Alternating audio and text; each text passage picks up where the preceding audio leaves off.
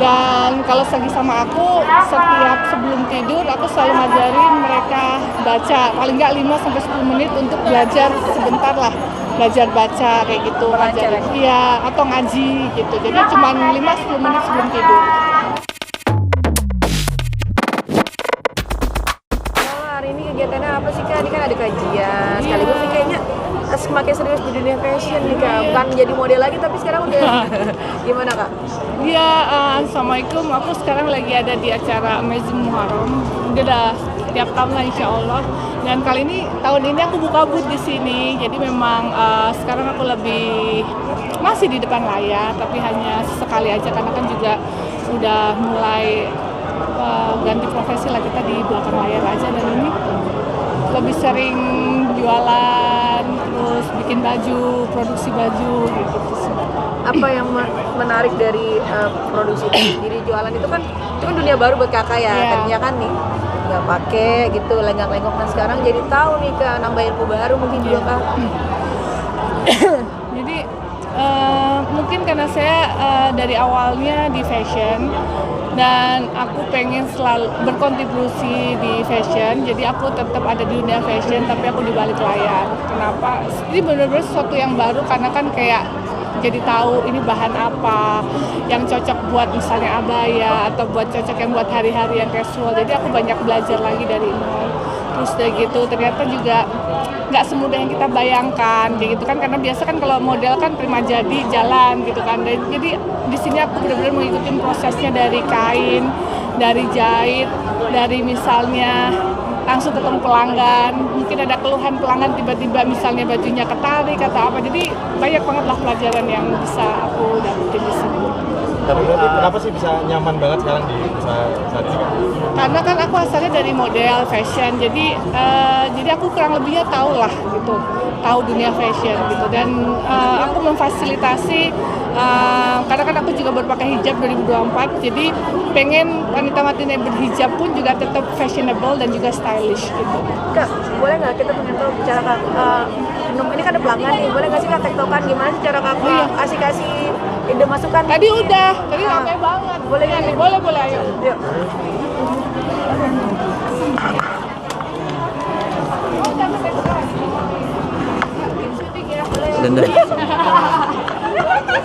Nah ini pelanggan lagi pilih karena hari ini spesial.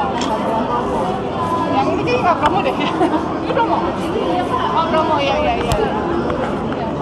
Jadi ini sebenarnya di koleksi yang lebaran kemarin. Mbak, bagus jalan. Jadi aku biasanya pas ini cocok nggak warna sama hijabnya gitu. Bu, gimana ini beli langsung di depan ownernya sekaligus konsultasi di fashion konsultan nih, ada Kak Paula. Seneng nggak sih Bu? Ada juga minta foto juga. Iya. Tapi Kak Paula sering kasih masukan buat bang. Karena ada yang nanya nggak sih ke aku kan misalnya badan pendek atau pipi tadi ada tadi misalnya bawa baju, Kak aku pakai baju ini cocok pakai hijab apa ya, jadi nanti pilihin hijab gitu. Jadi mereka suka bawa bajunya, bisa di tempat lain nggak apa-apa juga, ini hijabnya mau beli di sini, hijabnya cocoknya apa ya kayak gitu. Artinya berbelanja sambil konsultasi, ternyata orang itu beragam gitu. Beragam, iya. Dan orang yang pada bingung dipikir aku tuh jualan yang size aku, ini size normal kok, ini baju juga cocok. Tingginya tinggi normal. Oke, Kak. Tapi Kak, ada nggak sih ketika pelanggan yang menanyakan cocoknya pakai kerudung apa atau apa? Kayak Ada, konsultasi? banyak tadi, iya banyak. Tadi banyak yang minta saran, ini aku bagusnya warna apa yang cocok di kulit saya kayak gitu. Tadi kan kalau aku kan lebih warnanya nude, mungkin sekarang ada warna coklat, warna marun. Jadi mereka pun juga jadi berani untuk eksplor warna di baju mereka. Oke, Kak gimana? Ini seneng apa beli karena ini brandnya Kak Paulanya? Enggak, tadi nggak tahu kalau emang Paula yang punya. Cuma tadi rame, mau lihat, tadi mau nyari Lozi, ternyata Lozi nggak ada ini nyobain, ternyata pas harganya juga lagi promo, ya udah langsung beli. Berarti memang bener karena bagus bukan karena Paulanya ya Kak? Makasih loh. Iya. Oke, next mungkin pengen kasih Kak bantu mix and match dong, misalnya ada yang nanya kayak baju yang ini terus bagusnya kerudungnya kayak gimana gitu loh Kak. Ini tips ala Kak Paula aja ya. Di kakaknya nggak apa-apa. Apa-apa ini biar milih aja. Oh ya, oke. Silakan Kak, kasihan dia lagi milih warna. Oh ya udah. Aku biasanya koleksi aku tuh kebetulan warna-warnanya lebih ke warna-warna netral. Cuman kadang-kadang di beberapa koleksi itu kita ada warna-warna misalnya pink, tapi tetap warna-warna cewek gitu ya, pink gitu. Pinknya tuh yang kalau yang agak terang dikit tuh biasanya yang berani warnanya ini kayak marun kayak gini. Ini koleksi baru kita. Jadi kita setiap tahun tuh kalau misalnya lagi bulan haji kita ngeluarin abaya. Abaya. Iya, ini di setiap bulan haji aja. Cuman kalau nggak bulan haji kita nggak ngeluarin abaya. Kak, apa sih kenikmatan tersendiri kalau jadi seorang entertain kan udah paham lah ya. Kalau jadi seorang pengusaha entertain Awalnya entrepreneur tuh sebenarnya karena aku susah cari baju yang panjang, ya kan? Semuanya custom dan alhamdulillah makin kesini teman-teman aku desainer banyak atau brand banyak yang kalau misalnya support ngasih baju selalu bilang udah minta size-nya jadi supaya aku pakai. Dan akhirnya pas saya punya brand sendiri ya udah itu karena bisa style aku, bisa bermain dengan style aku juga dan bisa tuh sekalian ngasih inspirasi ke masyarakat nih anak-anak muda sekarang cewek-cewek yang pakai hijab tetap biar stylish dan juga keren.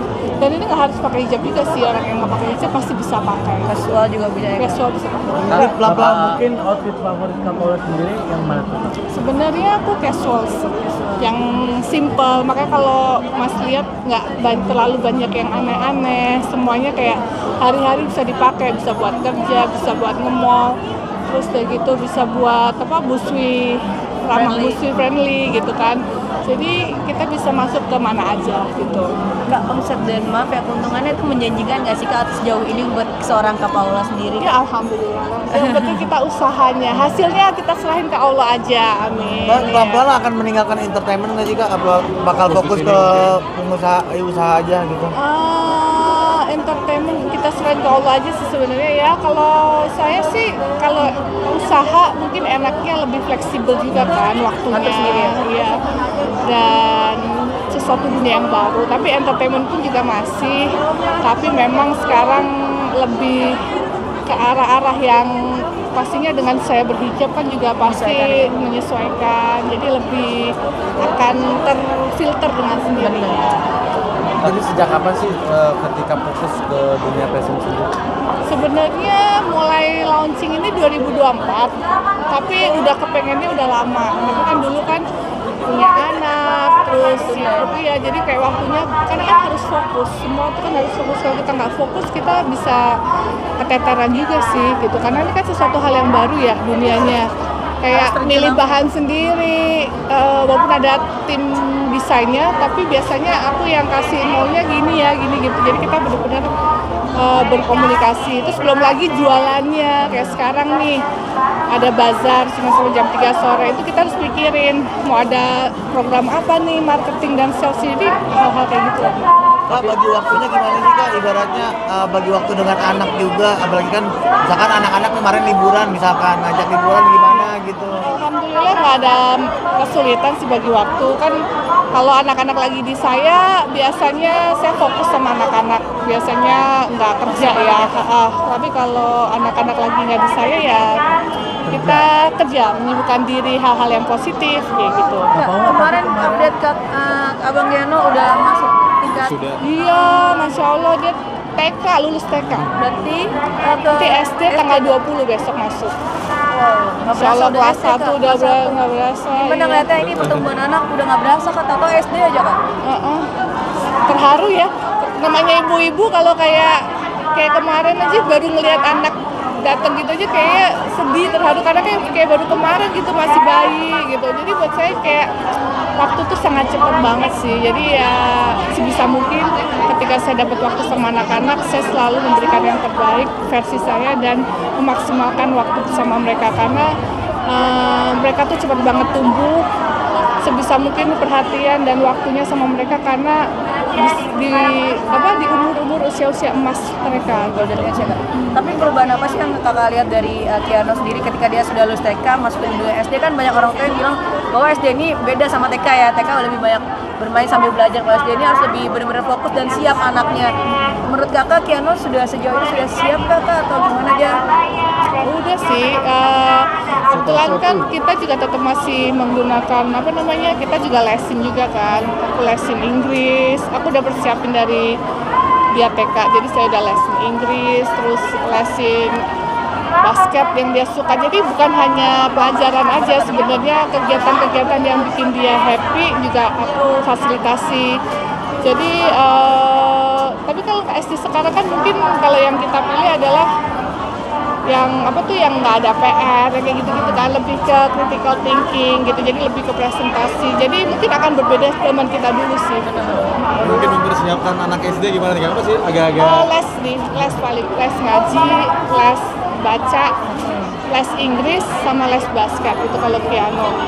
Dan kalau lagi sama aku, setiap sebelum tidur aku selalu ngajarin mereka baca paling nggak 5-10 menit untuk belajar sebentar lah, belajar baca kayak gitu, ngajarin iya atau ngaji gitu. Jadi cuma 5-10 menit sebelum tidur.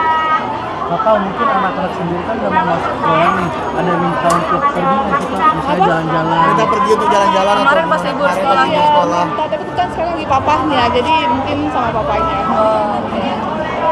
Tapi ada permintaan nggak sebelum Ada. masuk sekolah? Waalaikumsalam. Ya, gimana Pak Kato? Ke dalam ya? Boleh. Ya udah, oke. Iya. Ya udah. Makasih ya. Iya, Makasih ya. makasih ya, Kak. Iya, mari aku masuk dulu ke dalam. Oke. Makasih. Misi ya, Kak.